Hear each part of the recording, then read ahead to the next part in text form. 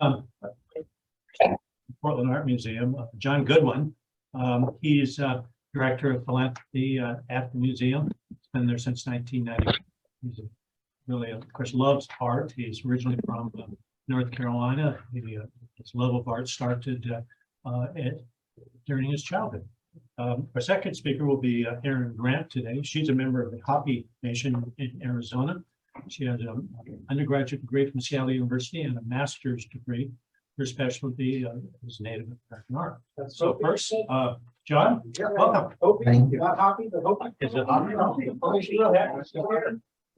No way. Thank you. Thank you very much, Jeff. I appreciate that. I just want to say before I start to say anything about the art museum and all the great stuff we're doing there, is that I greatly appreciate the work that you folks do, especially because when I was growing up in rural North Carolina, I didn't have the means that I needed to go to the University of North Carolina. And the folks in my little town in Lawrenceburg, North Carolina at the Rotary Club were very, very kind and generous to help me with my beginning of my university school there. And every time I'd come home for spring break or winter break or Thanksgiving, they would invite me to come in and give a talk, and I would, and they would take a collection and I'd get a little money to go back to school with. So thank you for the work that you folks do. I appreciate it.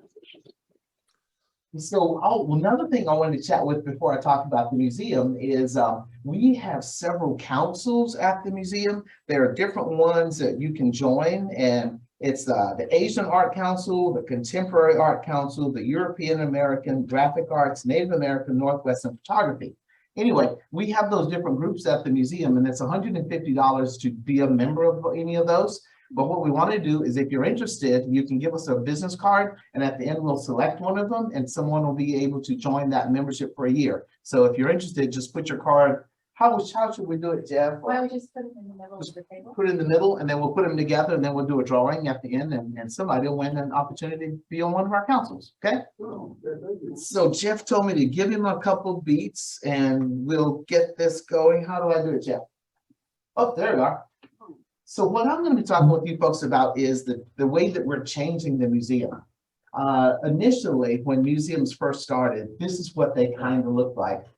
Wonderful gentleman there just kind of holding up the curtain to show some of the secret things that were going on in the museums at that time.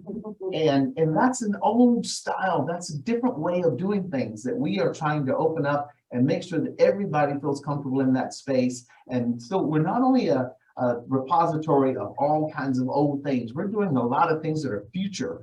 We're having oil paintings, we have sculptures, and now we're going into new media with video work and all kinds of interesting things that you might not have seen before. But that's the old style, and we're moving into a little bit of newer style. This is also, oh, let me go back one. Jeff, is that Bob? Oh, there we go. This is the British Museum. And they were also the same kind of situation where they actually housed some of the royal family's items in their museum. And only the fancy people who were attached to the royalty or knew anything about that would come in and see them. Then it was open up to the public, but it was all still just really, really exquisite things that most people wouldn't get a chance to see. And also you see all those stairs and it was inequitable for folks to be able to with physical challenges to get into that space. And also it was very expensive for people to go in to see this. And that's, again, the old style. And we're going to change it up and make it a much more equitable thing. This is what the Louvre did. I'm sure many of you visited there, and it's an exquisite museum with amazing art and sculptures for everybody to visit and see. But they added this new structure, which kind of updated the entire thing and gave you a little bit of an opportunity to kind of look in and see what's inside that space without actually having to pay a membership and go inside. So that's exactly what we're going to be doing too. We have two historic buildings that we're connecting together, putting a 4-story glass structure right in the middle of that space so that people can look from the outside and see all the incredible things that are going on in that space. So we're taking a note from one of the world's finest museums and moving forward. The Guggenheim in Bilbao, Spain did the same kind of thing. So we're not reinventing the wheel. We're just following the lead of some of the most prestigious museums in the world and making everything much more accessible and equitable for everybody who has a desire to come in and take a look at the things that we're doing. Love that big spider that you see on the outside of the museum there. That's by an artist by the name of Louise Bourgeois. We have Carl, please mute yourself. right now. So if you come in and see us, it's a really cool thing. And she does those because she talks about how industrious spiders are. They're a small insect, but they make a huge web and collect things, and they actually take things out of the atmosphere that we don't want in the atmosphere, like mosquitoes and bugs and things like that. So it's a really good sculpture that she's Well, done. thank you very much for calling. It does still work for me, and I'm happy to come. See where we go. I'm I will supposed to show point you there. what I do. Carl, mute your thing. There we are. So what we're doing is looking at the different museums and the different collections, and we are not just showing artwork, we're showing people and programming in the museum. We have collections, as you would imagine. We have collections from as far back as 1500, 1400, 1600, 1700, all the way up to their art right now. I thought it was. So what it's all about. We not only want to show you artwork and expose you to different things that are from all parts of the world. What we do is we try to bring the I'm a world real to human Portland and being. take the Portland to the world. Because when we do exhibitions, we put them together and then we market them to other museums around the country and internationally. And often they will accept those collections from us and borrow them with the fee. Normally it's about $180,000 for someone to buy one of our shows and take it to their museum around the world. So we're not only bringing the world to Portland, but sending Portland to the rest of the world. The museums are considered like three legs. It's like a three-legged stool where we have the people on the left, we have collections in the middle, and the programming and things that we are most focusing on right now. Collections are real easy. They're always a place where you can just put paintings and sculptures and things like that. But what we want to get is more of the folks from our community into the museum. We're just opening a new space over on the east side here, over at the Tomorrow Theater. It's a new theater that we're going to be doing. And it's not just a movie theater, but it's a place where you can do events like this, if you want to rent the space out for something like that over on Division. So we're trying to expand our footprint throughout Portland, rather than just being downtown Portland. Again, the imposing stairs that some of the museums like MoMA has in New York, it's unfortunate because we even have an exterior space where folks come in with a wheelchair or a walker or a young mom with their baby carriage. You have to go to a different location to get into the building. We're going to make it much more equitable so that everyone comes in at the same place when you visit the space with your family. I also did this in New York at MoMA here. As you can see, they made it, there's a flat surface there, so you just walk right into the space. You don't have to have a huge bunch of stairs to try to figure out how to get in or out of the space. So this is what we're also doing, is emulating the work that they've done already to make everything much more equitable. As you can see on the left there, that's the Beluski building, which was built in 1932 at the middle of the Depression. The folks of Oregon decided that we need a space for incredible artwork for people to come into the community to see. And they raised the funds to build that building in 1932. And it was just that particular space that you see there on the left. After several years, we continued to build and build and build, but we built at different levels and different heights and different ways, and it makes it a little bit unfortunate way to get around throughout the museum. And then on the right there is the Mark building, which was the Masonic Temple we purchased in 2005 and renovated. And just that small left portion there is artwork. And the rest of it is a huge meeting space, which I'm sure many of you have visited for events throughout Portland. But what we're doing is we're building that glass structure right in the middle of there, a 4-story glass structure. It's called the Mark Rothko Pavilion. It's named after an artist, which is the first time in the country that a museum has named something after an artist. And the reason we're doing that is one of our donors wants to be anonymous, but he did not want his name to be on there. So he selected Mark Rothko, his favorite artist, who happened to have lived here in Portland. And he still has relatives that live here in Portland. He had his very first exhibition at the Portland Art Museum in 1963. So that's why it's called the Rothko Pavilion.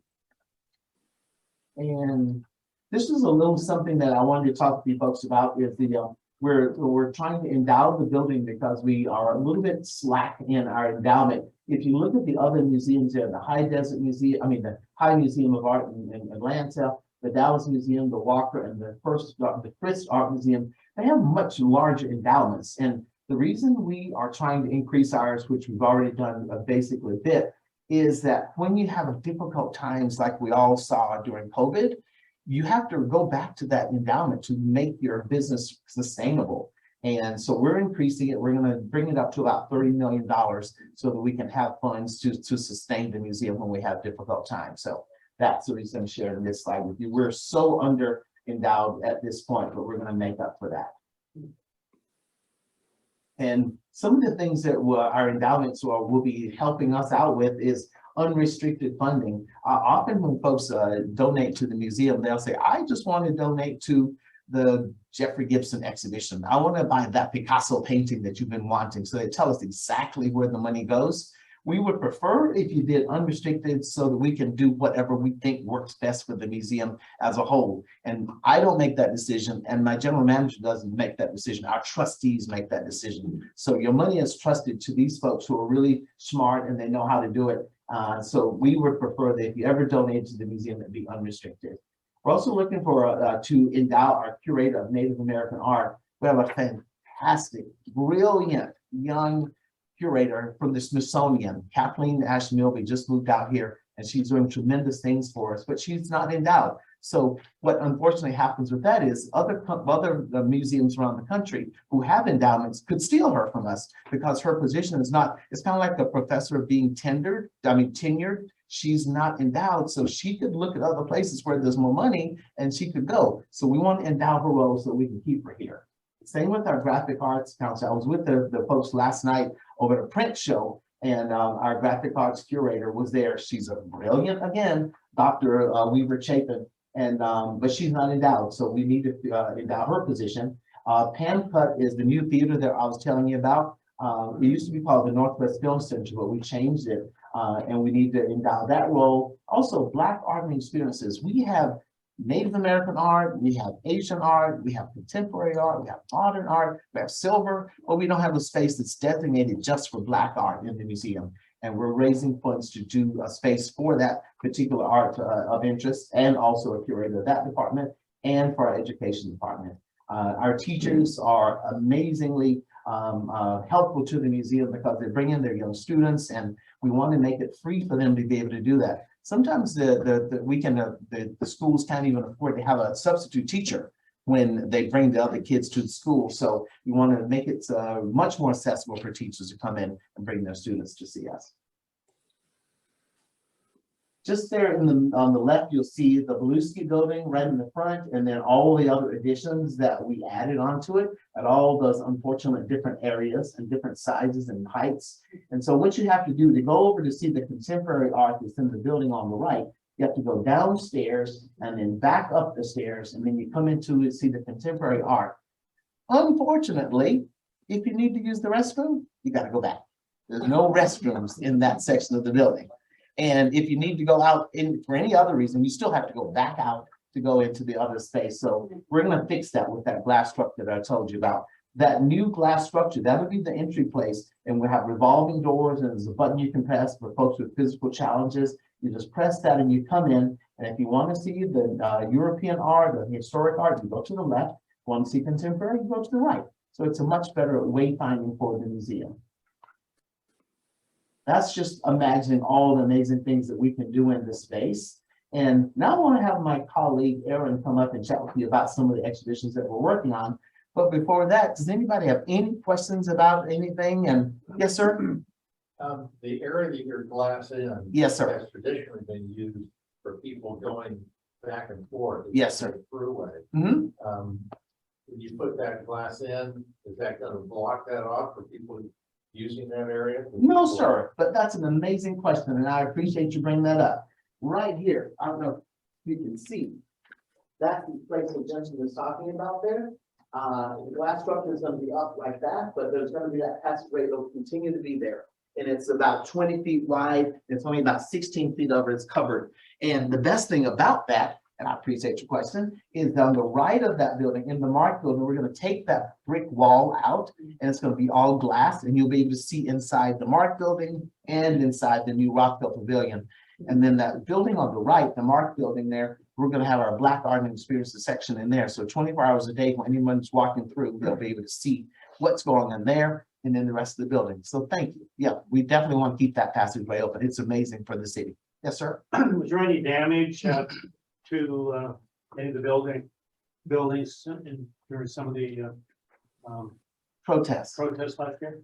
We are as lucky as we can possibly be. No, there wasn't. There was only one time that it was tagged right out in front of the building, right in front of the Mark building. There's a stainless steel wall that says Portland Art Museum, and someone tagged on there that art is intriguing, or art is makes me question things, or something like that. And we thought, oh, should we leave that? But my boss is like, nope, we're not gonna leave it. And actually, curators were like, I think we kind of like it. He's like, no, we don't. So he makes the decision. So it was a good property, but that was the only thing that we ever had. So we are as lucky as we possibly can. We did cover some windows for a little bit, but we never had anything happen there. One tiny situation that did occur is right where the glass structure is now. During the protest, we had a vinyl sign there that said Black Lives Matter. A huge sign that took over most of that space where the glass is there, and it was torn down a couple times, and then we decided to do a metal one. So so it hasn't been torn down since then, but that's the only thing that happened. And the best thing about that is we've been recycling those banners to make bags out of them, and then we're having them for sale in the museum to recycle the unfortunate situation that took place with those. Yes, sir. So the glass building is not built yet, right? The glass building is not built yet. It seems like it to me because I've been looking at this for a long time. But it's fully funded. It's not fully funded. So if anybody has $20 million today, I'll take it. No, when I first started with the museum, we were at about 20 million. And now we're at $110 million. To build it? And it's fun to build it. The entire cost for the building itself is about $90 million, but we want another 30 for the endowment, so 120 million. Okay. So we're at 110 now, and we've already given the green light to move forward with the structure. But unfortunately, Mortenson's, who's building it for us, they're having some supply chain issues. They're 28-foot tall windows that they're having some issues getting from Europe. And we're also having some issues with steel because some of the components from steel comes from Russia. And we have some trade agreements with them that are having issues right now. So we've given them the go-ahead to start it, but they're suggesting February. And then the positions, you had purposes for the endowment. That's earnings off the endowment for those positions? That's correct. Yes, sir.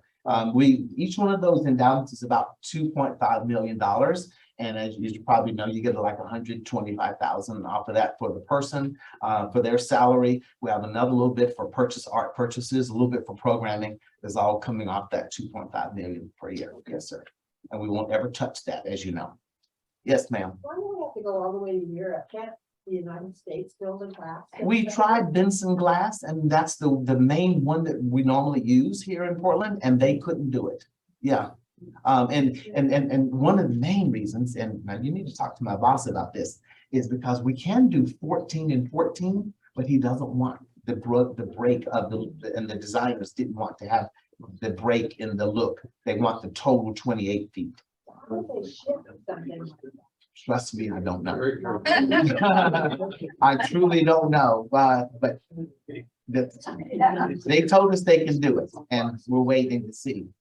Someone else had a question back. Yes, sir. The sculpture garden, that's a really good question. When that's built, if you're standing right there on Park Avenue, that's about 24 feet in. And on the other side on 10th Avenue, it's about that much space again. And so the sculptures will still be out there. It looks like that's covering the whole space, but it doesn't. There's a lot of free space, and we're plumbing that space so that we can do tents, so we can have outdoor events in that area also. But we'll definitely have the sculptures there. Yeah. This has some very good diagrams of the new structure in it. Yeah, please take a look at that. Yeah. Any more questions? I love this. I'm so glad that you folks are interested in what we're doing. Anybody else? Anything? If you do have questions, you can let me know, and if you'll drop your business card off, we'll have the drawing for this later, and I can follow up with you with other questions if you have them. So, and now the real intelligent person, Erin, she knows everything about everything. So I'm glad to introduce her. And let me get this for this along. There you go. There you go. Yeah, okay. And remember, Bob told you have to point it there. Point it there, all right. Thank you all. Hi, everyone. I'm really happy to be here with you all today. So thank you for having me. My special guest is my partner, Brenda. So we're very thankful to be here. Yeah, so my name's Erin Grant. I'm a member of the Colorado River Indian Tribes out from Parker, Arizona. And at the Portland Art Museum, I am the IMLS Curatorial and Community Partnerships Fellow. And I'm specifically working with our 2 upcoming exhibitions of Native American art. Erin, will you tell me what IMLS means? It's yes. deal. It's the Inter-Museum Library. I can't remember, but it's huge. Yeah. We had to do like a 40-page grant application to get this, and we never ever get it, but we got it. And when we got it, we chose Erin. Yeah. It's a huge deal. It's Yeah, and that IMLS grant, so it helped fund the exhibition, programming, but also a fellow. And I was lucky to get it. So it's been amazing ever since. Yeah. All right, well, our leading exhibition is Dakota Modern, the art of Oscar Howe. This exhibition, it'll be our leading exhibition at the Portland Art Museum, and it is set to open October 29th to May 14, 2023. This exhibition actually just closed at the National Museum of the American Indian in New York. And of course, the Portland Art Museum is the next stop. And the final stop will be in South Dakota Art Museum at the South Dakota State University Museum in June 2023. It says November, is there a? It's actually. That's the formal opening. We have a grand opening on the 29th that Yeah. Erin talked about. That's Yeah, when we're yeah. having a big gala. If anybody Yeah. wants to- No worries, we'll talk about it because there's a second part Yeah. to the exhibition that's really exciting, and I'm excited to talk about it. Yeah. Yes, so right here is the front doors of Dakota Modern at the National Museum of the American Indian. I love this photo, and I'm hoping here at the Portland Art Museum will kind of create that grand entry as well. And so Dakota Modern spends more than 40 years of Dakota artist Oscar Howe's career, tracing his development in high school in the 1930s through his emergence in the 1950s and 60s of his own innovative and abstract approach to painting. Oscar Howe committed his artistic career to the preservation, relevance, and ongoing expression of his Dakota culture. Through this, he challenged the arts establishment's preconceptions and definitions of Native American painting. He began the movement among Native artists to express their individuality rather than conforming to an established style. This legacy of innovation and advocacy continues to inspire generations of Native American artists to take pride in their heritage and to resist stereotypes. All right, so in 1934, Howe enrolled at the Santa Fe Indian School in Santa Fe, New Mexico, as one of the earliest students in the studio arts program designed by art teacher Dorothy Dunn. The studio style came to be known as the use of conventions found in historic Pueblo painting and Plains ledger drawing. This approach was characterized by the depiction of traditional cultural practices, use of flat colors, and absence of background or three-dimensional modeling. And what I love about the images I chose for this slide is for the image on the left, Sue Waterboy, we see those studio style characteristics. No background, very like minimal landscape. But I will say that for Sue Waterboy, this is where Howe kind of begins to progress, where you see the body of the Sioux Waterboy kind of beginning to turn. So he's taking these foundational learnings that he gained from the studio style painting, and he's slightly beginning to progress. And so after graduating with a high school degree in 1938, Howe continued to use many principles of the studio style for more than a decade, but began to push its limits. His paintings began to burst with energy, action, his figures began to turn and twist, and his mastery of anatomy and musculature. And that's why I love including the picture on the right, because we see a figure in full motion. We see the inclusion of animals. We're seeing now a bit more illustration on the ground. We're seeing even the flaring of the horse's nostrils.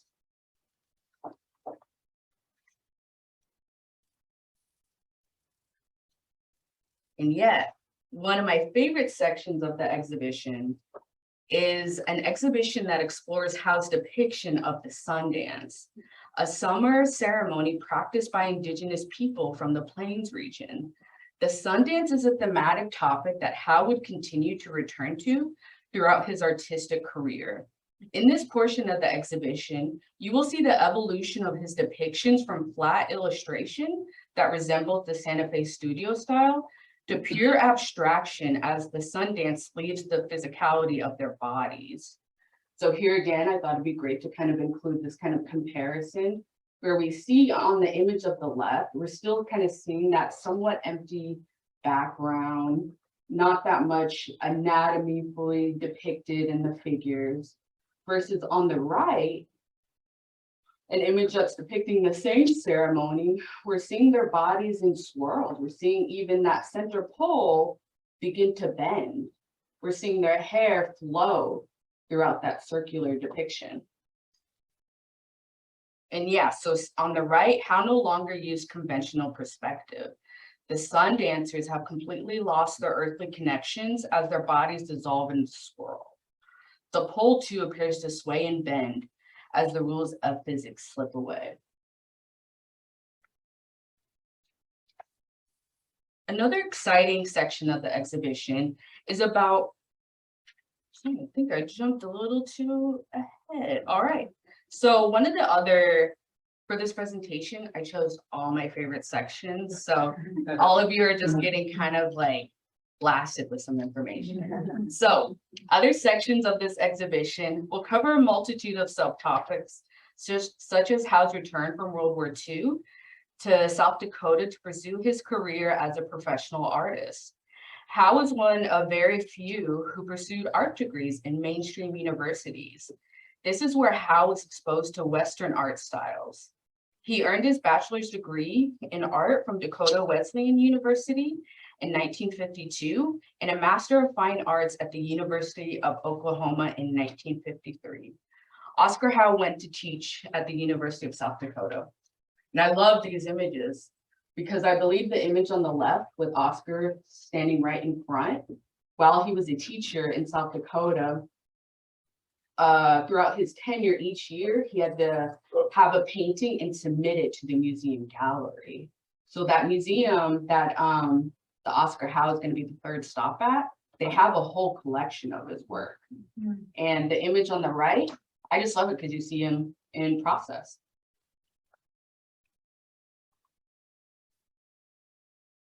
And so one of my favorite sections, although they all are, is a section about a letter exchange between the Philbrook Art Center in Oklahoma and Oscar Howe.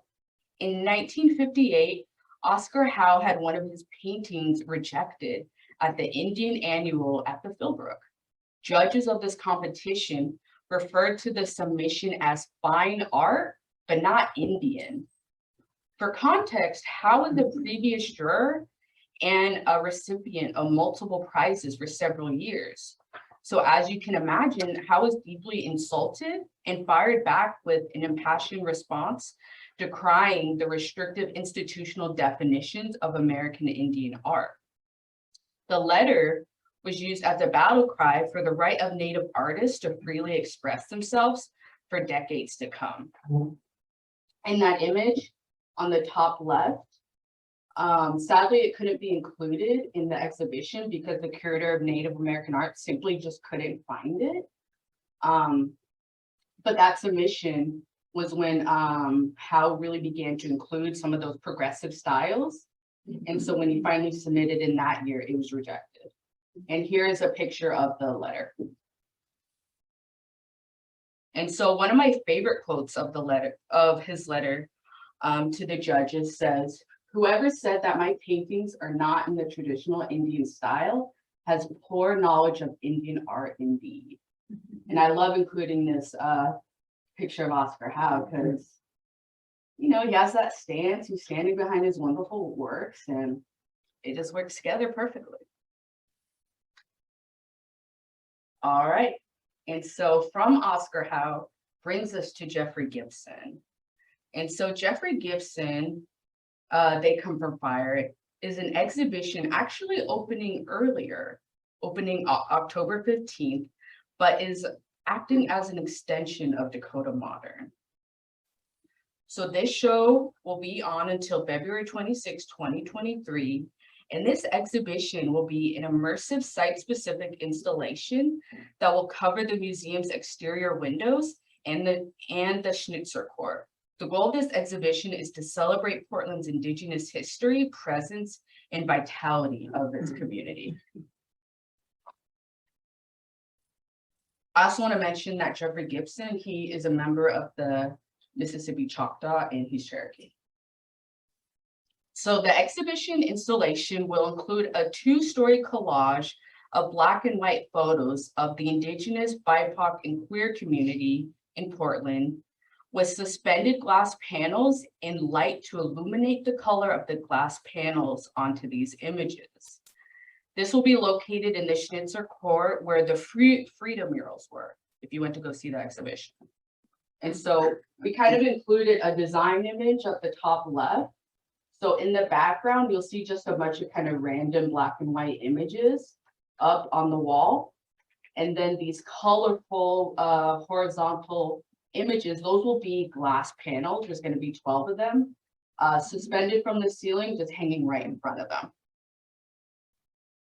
And additionally, a part of this installation, on the exterior windows of the museum, we will actually have an Indigenous timeline, each date covering each of the 60 windows. And so through Jeffrey's exhibition, we hope viewers will see how Howe's goals of freedom of expression are present and strong in an exhibition like this.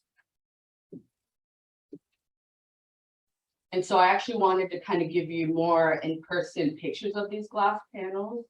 These were designed by Jeffrey Gibson, but created by Bullseye Glass here in Portland. And we just see these beautiful colors with great phrases that Jeffrey decided. And they're huge. They actually just got installed this week. And it's kind of scary because we're seeing people kind of, you know, on these big like cherry pickers, you know, holding these glass panels, and I'm terrified to, you know, look too hard because they're glass. How big are they?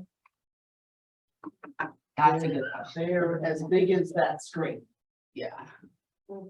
I have a picture here of them if anybody wants to see. They just got them hung up, and they're that size. Yeah. But see how big the two guys are there. Yeah. And so I just showed you a picture of the glass panels that will be suspended from the ceiling.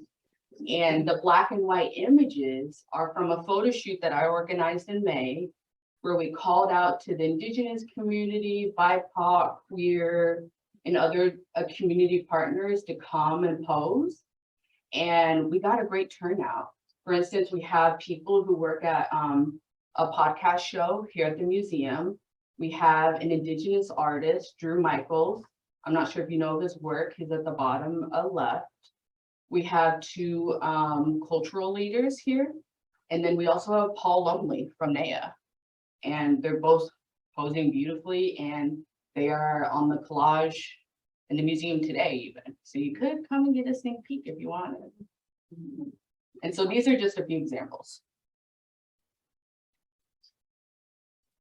And that's all for me. So I hope this is well. I wanted to end it with a photo of me and my partner, Brenna, just posing right there. And so I thank you for your time. And I really hope.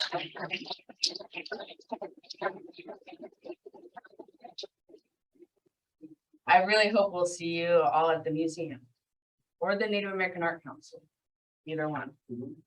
Bob, did anyone online have any questions? Did you happen to They can raise their hands, they can unmute themselves. Okay, You have a question? I have a question about councils. yes. I haven't heard of them before. What happens? What do you do? What do they do? It's amazing. Mary Saylor, I was hoping would be here. She's on part of our Native American. Oh.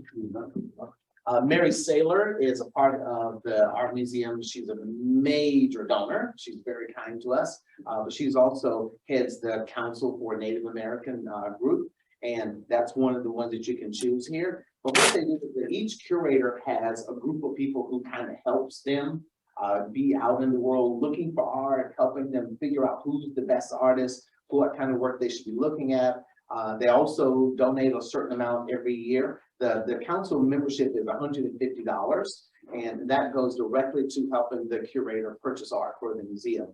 And what happens is you have, I think it's quarterly at least meetings, and we either bring in our guest speaker, or last night, the Graphic Arts Council, we went to a print shop up in Northwest Portland, where they are actually creating a print for Jeffrey Gibson that we're actually marketing for it to raise funds for his exhibition. So you do that, there's wine, there's food. We also have other meetings at the museum. We also have tours. We're getting a new paint, well, it's not a new painting, it's a painting from the 1800s, a Bouguereau, a French painting is coming into the museum, and we have the European Art Council. They're going to have a meeting around that. We're having someone come in and talk about it, so you learn more about art. So it's a good way to connect with the museum for a pretty reasonable price. But does that answer your question? Yeah. I will say, one thing I forgot to mention is I do a lot of the programming. That's just part of my job as a fellow. And I'm actually organizing a private lunch reception for the Native American Art Council in January, where everyone's gonna have an opportunity to have lunch with Jeffrey Gibson. You know, Jeffrey, so friendly, but also incredibly smart and Yeah. artistic, and that's gonna be so much fun. It'd be great to be there. That's Yeah. good. Yes. Ron Anna, did you have a question? No, I'm scratching my head. Any other questions? Tony? Yes. We have, as a community, banded around the Oregon Historical Society, Right. point in the library Right. with countywide or tri-county type of initiatives. Has that been considered as part of maybe the funding model for what? All that time. Oh, okay. And we even created, because what he's asking us, had the city and the county kind of helped us out a little bit, and they do a little bit. Most of our funding comes from our individual supporters, which is we're trying to change. We even created a government affairs council in the museum with myself, my colleagues, and also some of our trustees, so that we can connect with the city, the county, the state, and the federal governments more. And we've had some inroads with the federal government. Congresswoman Bonavici has been amazing. She's gotten us a grant of $750,000 from the National Endowment of Humanities. Also, Senator Wyden and Senator Merkley applied for a grant for us for $10 million, and we got to the second round, and unfortunately we didn't get it, but they tried. Governor Kate Brown, she has assisted us. We just got a grant from the state from her, and the Speaker Kotek was also helped us with that. We got like a $1.7 million, which we really, really appreciate. And especially during COVID, it was most helpful because we were closed for 14 months. No generation, no revenue, no ticket sales, no meeting space rentals, nothing. So that was very helpful for us. But the city and the county, if anybody can help us connect with them, we try, we chat, we beg, we plead, I dance, I do everything. And they thank me for doing that and nothing. So if anybody can help us figure out a way to connect with them better, we would love that. Yeah, I have every commissioner, I have my cell phone right there. I can call them and take it and they say, thanks for calling, and no money. So if you can help me figure that out, I'd love that. Okay. Any other questions? All right, thank you very much.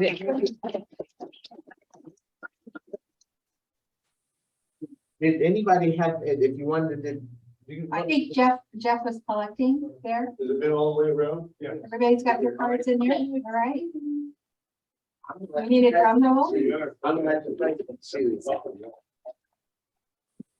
And then you're gonna see that. All right. All right, it is Jeff Spear. Woo.